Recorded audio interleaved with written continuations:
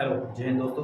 स्वागत है आपका हमारे चैनल में जिसका नाम है सीजी नॉलेज विद डीके में। ओके, देखो आज जिस टॉपिक को लेके चल रहे हैं बहुत ज़्यादा इंपॉर्टेंट है। प्री मेंस जितना भी दुनिया भर का एग्जाम हुआ सब में इंपॉर्टेंट है। अगर छत्तीसगढ़ पूछ रहा है तो ओके, तो आज का जो टॉपिक है वो है कौन सा, छत्तीसगढ़ की विशेष पिछड़ी क्या है आपका जनजाति। ओके, इसमें हम देखेंगे क्या इसके पीछे इतिहास है, क्या इसमें संवैधानिक जो मान्यता है, कितने पिछड़ी जनजाति है, क्या क्या प्रावधान किया गया है, कौन कौन से इसमें सिद्धांत लाया गया है, उसको हम क्या करेंगे आज के वीडियो में लेके चलेंगे। तो चैनल पे बने रहिएगा और वीडियो अगर अच्छा लगे तो लाइक सब्सक्राइब और शेयर जरूर कर देना। ओके, तो चलिए शुरू करते हैं। ओके, ये जो पूरा जो स्टोरी है, जनजातियों का जो स्टोरी है, भारतीय इतिहास में जब भारत जो है अंग्रेजों से जब आज़ाद हुआ, ओके 1947 को आज़ाद हुआ, तो एक मुद्दा ये बना कि पूरे देश को संभालने के लिए क्या बनना चाहिए, एक नियम बनना चाहिए, कानून बनना चाहिए जो सभी लोगों के लिए क्या हो, आपका फॉलो हो।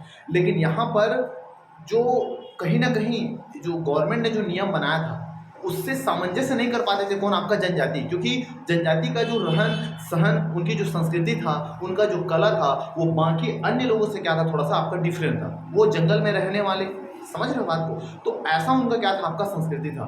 तो इससे जो है गवर्नमेंट ने जो नियम बनाया था, जो संविधान बनाया था, जो भी नियम कानून बनाया था उस समय, उससे सामंजस्य नहीं कर पाते थे। उसके बाद में जब सर्वेक्षण हुआ है ना, स्वतंत्रता के बाद जो है ना, जब सर्वेक्षण कराया गया जनजातियों को, जब ये सब परेशानी उन लोगों को जब हुआ, तो सर्वेक्षण जब कराया गया, तो उस समय ऐसा है कि स्वतंत्रता के बाद लगभग पूरे भारत में सर्वेक्षण के बाद 500 से अधिक भारत में क्या थे, आपके जनजाति थे। 500 से अधिक भारत में क्या थे, आपका जनजातियां यहाँ पर थी।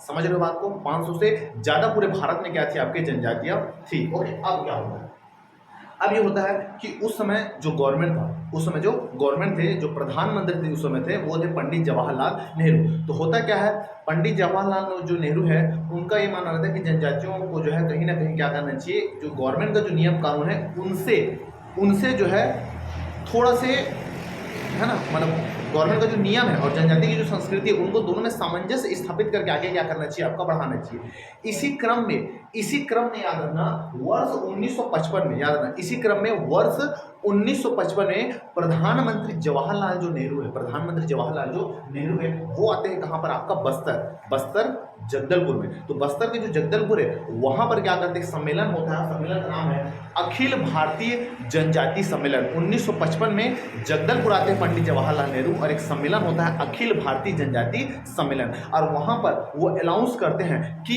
जो जनजाति है, हमारे जनजाति जो भाई बंधु है, वो जैसा चाहे वैसा उन्हें जीने का अधिकार है। उनकी कला, उनकी संस्कृति को सम्मान दिया जाएगा और उसी को आगे बढ़ाया जाएगा, ताकि वो एक राज्य का क्या बने, आपका पहचान बने। तो इस सम्मेलन में उसने ऐसा बोला।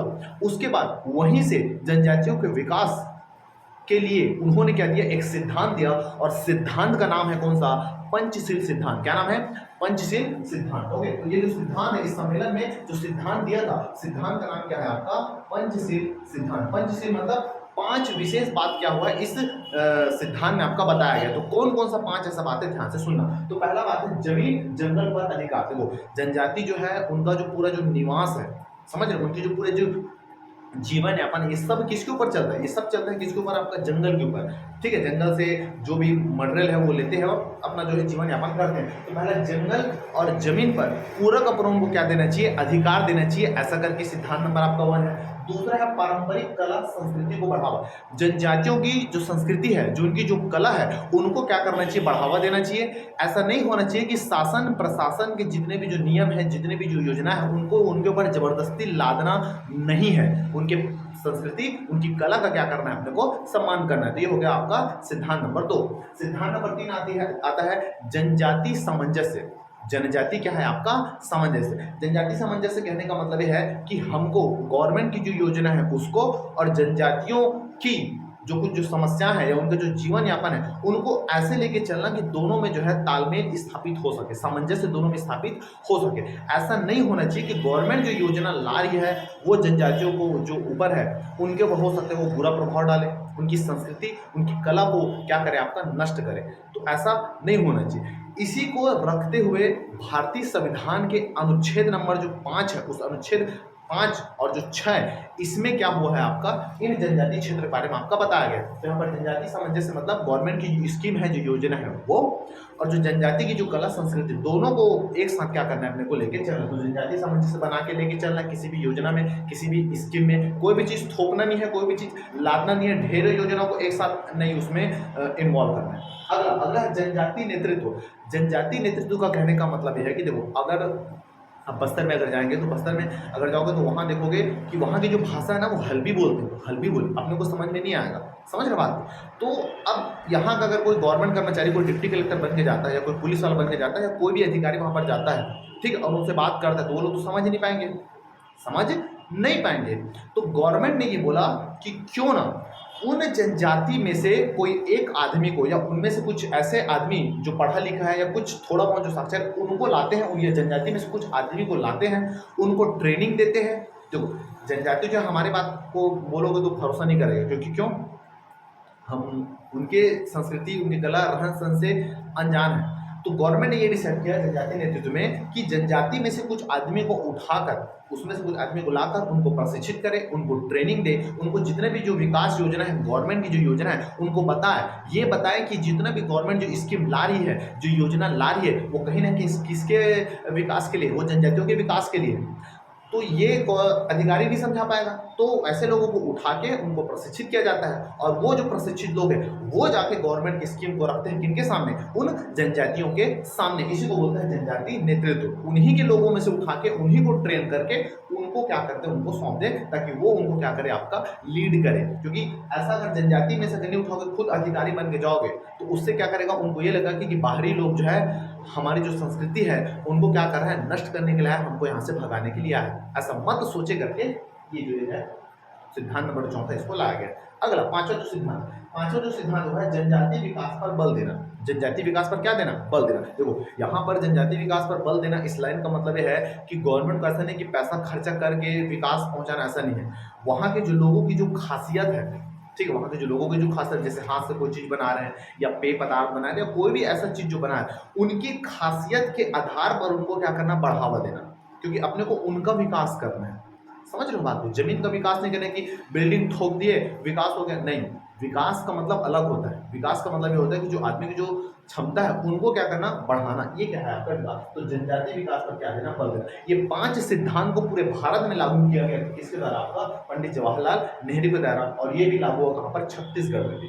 ठीक है, तो इसमें को याद रखना, पेपर में पूछता है कि पंच सिद्धांत किससे संबंधित, तो ये जो है जनजातियों के विकास से क्या है, आपका संबंधित। पहला क्या है, जमीन जंगल पर अधिकार, पारंपरिक कला व संस्कृति को बढ़ावा या संरक्षण देना, जनजाति में सामंजस्य स्थापित करना, जनजातियों के द्वारा नेतृत्व वो करना। ठीक है, तीसरा है आपका जनजातीय विकास पर क्या देना, आपका बल देना। तो ये सिद्धांत यहाँ पर आपका दिया गया। ठीक, अब क्या होगा, जब ये सिद्धांत आपका दिया गया, तो कहीं ना कहीं क्या करते थे, कुछ जनजाति ऐसे थे एकदम बीहड़ क्षेत्र में रहते थे। ठीक है, तो जब देश आजाद हुआ तो 500 से अधिक, लगभग 550 लगभग जनजाति यहाँ पर थी। ओके, तो उसके बाद स्कीम के बाद 1955 के बाद, 1955 के बाद लगभग 20 से 25 साल बाद, 20 से 25 साल बाद क्या हुआ, 20 से 25 साल बाद एक सर्वेक्षण होता है। फिर से सर्वेक्षण होता है, किनका, ऐसे लोगों का सर्वेक्षण होता है जो कहीं ना कहीं एकदम पिछड़े हुए हैं, चाहे शिक्षा की दृष्टि से हो, जनसंख्या की दृष्टि से हो, सभी दृष्टि से कहीं ना कहीं क्या है, वो आपका वो पृथक है। तो 20 साल बाद फिर से सर्वेक्षण किया जाता है, और सर्वेक्षण किया जाता है, उसके बाद एक योजना लाता है, जिसको बोलेंगे पंचवर्षीय आपका योजना, 5 ईयर प्लान। इस पंचवर्षीय योजना में बोला जाता है कि ऐसे जनजाति को चिन्हांकित कीजिए जो कहीं ना कहीं जनसंख्या, साक्षरता, कृषि, इन सबसे क्या है, आपका पिछड़े है। तो 5वीं पंचवर्षीय योजना के तहत भारत में जो है, लगभग भारत में जो है 75 जनजातियों का चिन्हांकित करते हैं। और ये बताया जाता है कि ये जो 75 जो जनजाति है, 75 जो जनजाति है, ये जो है कहीं ना कहीं सभी दृष्टि से क्या हुए हैं, आपका पिछड़े हुए हैं। अगर इन पर जो है ध्यान न दिया जाए तो हो सकता है कि आने वाले भविष्य में इनकी जो जनसंख्या है, इनकी संस्कृति विलुप्त हो सकता है। तो इस योजना के तहत जो सर्वेक्षण हुआ है, तो भारत में याद रखना आपका 75 जो है, 75 जो है विशेष पिछड़ी जनजाति को क्या किया गया है, आपका चिन्हांकित किया गया है। जिसमें छत्तीसगढ़ में विशेष जनजाति को कितना चिन्हांकित किया गया, तो 5 विशेष पिछड़ी जनजाति बताया गया। कहां पर, आपका छत्तीसगढ़ में। ये हो गया। समझ आया? तो ये हो गया कौन सा आपका पूरा का पूरा जो है विशेष पिछड़ी जनजाति का ऐतिहासिक क्या है आपका पूरा कहानी, पूरा क्या है आपका स्टोरी। बहुत सुंदर। पंचवर्षीय योजना को याद रखना है, 5 वर्षीय है ना, पंच से सिद्धांत को याद रखना सॉरी, और पंचवर्षीय योजना का भारत में कितना था उसमें 75, छत्तीसगढ़ में कितना है आपका 5। हमारा जो एमपी है वहां पर 3 है विशेष पिछड़ी जनजाति, ठीक है, तो एमपी से कोई मतलब नहीं है।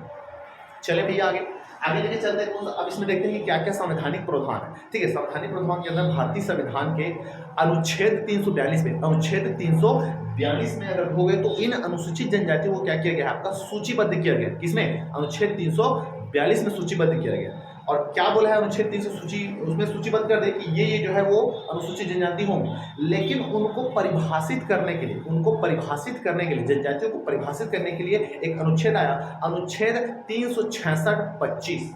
अनुच्छेद 366 क्या है आपका 25 ये है। और ये क्या बोलता है? ये अनुच्छेद ये बोलता है, देखो कहीं भी संविधान में अनुसूचित जनजाति को परिभाषा रूप में लिखा नहीं है, समझ रहे हो बात को, लेकिन इसमें एक परिभाषा ये किया गया है कि ऐसे अनुसूचित जनजाति वे जनजाति हैं जिनको राष्ट्रपति के द्वारा अनुच्छेद 342 में जो सूचीबद्ध है वही अनुसूचित जनजाति है। मतलब इसमें जो सूचीबद्ध है वही क्या कहलाएगा अनुसूचित जनजाति, और वही लिख के दिया है वापस किसमें आपका अनुच्छेद 366 किसमें आपका 25 में। तो ये हो गया दो अनुच्छेद क्या था, अनुच्छेद 342 और आपका।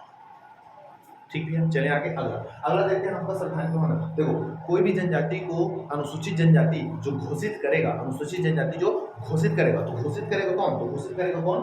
राष्ट्रपति। राष्ट्रपति क्या करता है? घोषित करता है। अब मान लो चलो छत्तीसगढ़ में किसी जनजाति को विशेष पिछड़ी जनजाति का है उसको घोषणा करना है कि ये विशेष पिछड़ी जनजाति है, या विशेष पिछड़ी जनजाति ना होके अगर जनजाति भी है, ओके, विशेष पिछड़ी जनजाति तो 5 है लेकिन छत्तीसगढ़ में तो 42 है ना टोटल, तो किसी भी जाति को अनुसूचित जनजाति घोषित करने के लिए किसी राज्य के लिए, तो राष्ट्रपति क्या करेगा? राज्यपाल से परामर्श करेगा, सलाह करेगा कि भैया आपके राज्य में ये फला फला जाति है, ये ला हमें क्या करना है, अनुसूचित जनजाति बताता है। तो राष्ट्रपति जो है वो राज्यपाल लगाकर ही सलाह मशूरा, ओके, और सलाह मशूरा करने के बाद एक लोक अधिसूचना जारी करेगा। लोक अधिसूचना का मतलब होता है राजपत्र, भारत का राजपत्र है ना, ऐसा एक राजपत्र गजट जारी होता है ना, और राजपत्र जारी करके बता देंगे कि इन जाति को जो है इन जातियों में शामिल किया गया है। ठीक, ये हो गया आपका ऐतिहासिक जो स्टोरी था वो। और दूसरा कौन हो गया आपका संवैधानिक प्रावधान की जनजातियों के लिए क्या क्या संवैधानिक आपका प्रावधान था। ओके भैया, मेरे हिसाब से आपको इतना जो है वो समझ में आया होगा। अब चलते हैं कि छत्तीसगढ़ में कौन कौन सा जो है विशेष पिछड़ी जनजाति है। ओके, तो छत्तीसगढ़ में अगर बोलोगे तो टोटल जो है 7 पिछड़ी जनजाति है, 7 विशेष पिछड़ी क्या है आपका जनजाति। तो 7 विशेष पिछड़ी जनजाति में जो 5 जो विशेष पिछड़ी जनजाति है उनको केंद्र सरकार के द्वारा, या तो बोलोगे तो राज्य भारत सरकार के द्वारा या राष्ट्रपति के द्वारा क्या किया गया आपका जारी किया गया। तो ठीक है, तो ये जो है ये किसके द्वारा घोषित है, इसकी अगर बात करोगे तो ये जो बोलोगे तो भारत सरकार के द्वारा क्या किया गया, इसको आपका जारी किया गया है। ठीक है, तो 5 जो विशेष जनजाति है वो कौन सा आपका, ठीक है, केंद्र सरकार के द्वारा, ओके, और 2 जो है इसको कौन सा द्वारा आपका राज्य सरकार के द्वारा क्या किया गया आपका जारी किया गया है। ओके, अब कौन सा है इसको ध्यान से थोड़ा सा सुनना। ओके, तो 5 विशेष पिछड़ी जनजाति में अगर बोलोगे तो पहला जो है ना, एक का नाम है कौन सा आपका बैगा, क्या है आपका बैगा। बैगा के बाद जो दूसरा है उसका नाम है आपका बिरहोर, क्या है आपका बिरहोर। तीसरा जो है उसका नाम है कौन सा आपका कमार, क्या है कमार। और कमार के बाद क्या है आपका आबुज मारिया, क्या नाम है आबुज मारिया, ओके, आबुज मारिया, ओके। और उसके बाद में कौन सा आपका पहाड़ी कोरबा। तो टोटल जो है ये 5 जो जनजाति है बैगा, बिरहोर, कमार, आबुज मारिया, पहाड़ी कोरबा, ये 5 जनजाति को छत्तीसगढ़ में विशेष पिछड़ी जनजाति घोषित किया गया है। ओके, लेकिन राज्य सरकार द्वारा 2 और जो जनजाति को घोषित किया गया है, जिसमें एक का नाम है कौन सा आपका पंडो, क्या नाम है वो पंडो, और दूसरा का नाम क्या है भुजिया, ओके, भुजिया है ना, ओके, है ना। एक है कौन सा आपका पंडो और एक का नाम क्या है भैया आपका भुजिया, ओके, एक पंडो और एक क्या है आपका भुजिया। तो टोटल जो है 7 क्या है विशेष पिछड़ी जनजाति है। तो 7 विशेष जनजाति, पहला देखो आपका बैगा। बैगा का अगर लोकेशन देखोगे तो ये दिख रहा है, ये वाला छत्तीसगढ़ का जो पूरा जो नक्शा है, यहाँ कोरिया से लेके चलोगे, कोरिया है, फिर बिलासपुर है, गोरेला पेंड्रा मरवाई है, मुंगेली है, समझ रहे हो, राजनांदगांव है, ठीक है, कवर्धा है, ये कवर्धा वाला जो पूरा बेल्ट है। तो ये जो है ये कौन सा है, तो ये जो जनजाति का जो निवास स्थान ये कौन सा है आपका बैगा। तो बैगा जनजाति का जो लोकेशन है वो कहाँ पर है, वो है आपका कोरिया। दिख नहीं रहा हूँ मैं, आपका पूरा दिख रहा है। कोरिया है, बिलासपुर है, गौरेला पेंड्रा मरवाही है, मुंगेली है, कवर्धा है और राजनांद गांव है। ये हो गया आपका बैगा। ओके, समझ आ गया बैगा। दूसरा बात लेके चलते कौन सा आपका पहाड़ी कोरबा। जो ये वाला जो लोकेशन जो दिख रही है जाली वाला, ऐसा ऐसा करके जो जाली है, ये जाली वाला जो है यहाँ पर जो जनजाति जो निवास करता है विशेष, उसका नाम है आपका पहाड़ी कोरबा। पहाड़ी क्या है आपका कोरबा। तो ये हो गया आपका पहाड़ी कोरबा। ओके, पहाड़ी कोरबा। ये जो जनजाति है यहाँ पर जो धन धन करके जो दिया है, ये जो जनजाति है इसका नाम है आपका बिरहोर। ओके, क्या नाम है, बिरहोर। ओके, बिरहोर है। उसके बाद ये जो गरियाबंद वाला जो बेल्ट है, गरियाबंद धमतरी महासमुंद, गरियाबंद धमतरी महासमुंद और कहीं ना कहीं कांकेर, यहाँ पर निवास करता है कौन, तो यहाँ पर निवास करेगा कौन आपका कमार। कौन निवास करेगा, कमार। ओके, और ये वाला जो बेल्ट जो दिख रहा है आबूझमाड़ वाला जो बेल्ट है, नारायणपुर बीजापुर दंतेवाड़ा, नारायणपुर बीजापुर दंतेवाड़ा, यहाँ पर निवास करेगा कौन सा आपका आबूझमाड़िया। और निवास करेगा भाई आबूझमाड़िया। तो 5 जनजातियां ना, एक है आपका बैगा, पहाड़ी कोरवा, बिरहोर, कमार और कौन सा आपका आबूझमाड़िया। तो बैगा का बेल्ट ये है। पहाड़ी कोरवा कहाँ कहाँ निवास करेगा, पहाड़ी कोरवा देखो यहाँ पर आपका बलरामपुर है, बलरामपुर के पास आपका सूरजपुर है, फिर क्या है आपका सरगुजा, फिर क्या है आपका जसपुर है। बलरामपुर, सूरजपुर, सरगुजा, जसपुर, थोड़ा बहुत रायगढ़ का ऊपर वाला बेल्ट। बिरहोर कहाँ निवास करता है, तो बिरहोर बोलोगे तो जसपुर है, रायगढ़ है, कोरबा है, बिलासपुर है, यहाँ पर निवास करेगा आपका बिरहोर। कमार बता चुका हूँ, आबूझमाड़िया बता चुका हूँ। तो इतने को भैया याद रखना कौन सी जनजाति कहाँ कहाँ निवास करता है। 5 विशेष जनजाति जो है आपका हो गया। ओके, अब देखते हैं पंडो कहाँ निवास करता है। भुंजिया, देखो भुंजिया जो है ये कमार के साथ मतलब यही आसपास निवास करता है। ठीक है, गरियाबंद, धमतरी, कांकेर, महासमुंद, ये वाले बेल्ट में निवास करता है कौन आपका भुंजिया। पंडो बोलोगे तो पंडो कहाँ निवास कर देगा आपका ऊपर, सूरजपुर, सरगुजा, बलरामपुर, समझ रहे, ये वाले बेल्ट में निवास करता है कौन सा आपका पंडो। तो पंडो रहेगा ऊपर, भुंजिया रहेगा आपका नीचे। ठीक है, मतलब पांडव भूंज दिए थे तो वैसे ही याद रखो। ओके, पंडो को भूंजो, ऐसा लेते, समझ आया। अब देखते हैं तो इनके लिए, इनके जो विशेष जाति है, इनके विकास के लिए एक अभिकरण बनाया गया है जिसको बोलेंगे विकास अभिकरण। क्या बोलेंगे, विकास अभिकरण। तो विकास अभिकरण में क्या क्या ध्यान सुनो। तो बैगा जो विकास अभिकरण है क्या है, तो बैगा विकास अभिकरण है ये है कहाँ पर आपका बिलासपुर में। बैगा विकास अभिकरण कहाँ है, बिलासपुर में। ओके, अब दूसरा अगर बोलोगे तो बिरहोर विकास जो अभिकरण है ये कहाँ है, तो ये है भैया कहाँ पर आपका जसपुर में। कहाँ पर है आपका जसपुर में। कमार विकास अभिकरण कहाँ है, तो ये है आपका गरियाबंद में। ओके, कहाँ पर, गरियाबंद में है। ओके, आबूझमाड़िया कहाँ पर है, आबूझमाड़िया जो विकास अभिकरण ये है आपका नारायणपुर में। कहाँ पर आपका नारायणपुर में। पहाड़ी कोरवा है, इसका जो विकास अभिकरण कहाँ है, तो ये भी है कहाँ पर आपका जसपुर में। कहाँ पर, जसपुर में। देखो तो थोड़ा कुछ हो गया होगा लेकिन समझना बात को। ओके, तो बैगा बिलासपुर, बिरहोर जसपुर, कमार गरियाबंद, आबूझमाड़िया नारायणपुर, पहाड़ी कोरवा कहाँ पर आपका जसपुर। ओके, और जो भुंजिया है, भुंजिया का विकास अभिकरण कहाँ, तो ये भी है कहाँ पर आपका गरियाबंद में। और पंडो का कहाँ है, तो पंडो का है बच्चों कहाँ पर आपका सूरजपुर में। तो ये हो गया इनका कौन सा विकास अभिकरण। ठीक है, अब कौन कौन से जनजाति को जो है विशेष परिशिष्ट जाति का दर्जा दिया जाता है, इसका क्या है आधार। तो इसका जो आधार है वो आधार क्या है, आधार ये है स्थिर व घटती जनसंख्या। स्थिर व घटती जनसंख्या मतलब है कि जनजाति है और उनका जनसंख्या बढ़ी नहीं रहा या तो रुका हुआ है, कहीं ना कहीं विलुप्त होते जा रहा है। तो स्थिर व घटती जनसंख्या के आधार पर। दूसरा, कृषि की पुरानी तकनीक, आज भी जो है पुरानी तकनीकी अपना रहे। ज्यादातर जो जनजाति है वो स्थानांतरित कृषि करते हैं, वो देखेंगे बाद में क्या है स्थानांतरित कृषि। तो कृषि की पुरानी तकनीक। ओके, तीसरा है निम्न साक्षरता दर, साक्षरता का बहुत ही ज्यादा न्यूनतम स्तर है वो इसमें आता है। अगर आपका अत्यंत पिछड़े, बहुत ही पिछड़े हुए और दुर्गम क्षेत्रों में क्या करते हैं, जंगल झाड़ी में क्या करते लोग निवास करते हैं। तो ये हो गया आपका 4 आधार है, स्थिर और घटती जनसंख्या, साक्षरता का न्यूनतम स्तर, कृषि की पूर्व प्रौद्योगिकी स्थिति या पुरानी स्थिति, और चौथा अत्यंत दुर्गम व पहाड़ी वाले एरिया में क्या करना आपका निवास करना। तो इनके आधार पर किसी भी जनजाति को जो है विशेष पिछड़ी जनजाति का दर्जा दिया जाता है। ठीक भैया, अब देखते हैं आपका जनसंख्या। अब कौन सी जनजाति का जनसंख्या कितना है, क्या है, इसको थोड़ा ध्यान से सुनना। ठीक है, तो सबसे ज्यादा जो जनसंख्या है वो है किसका, तो वो है किसका आपका बैगा का। किसका, बैगा का। बैगा के बाद अगर दूसरा जो देखोगे तो बैगा के बाद जो दूसरा है उसका नाम है पहाड़ी कोरवा।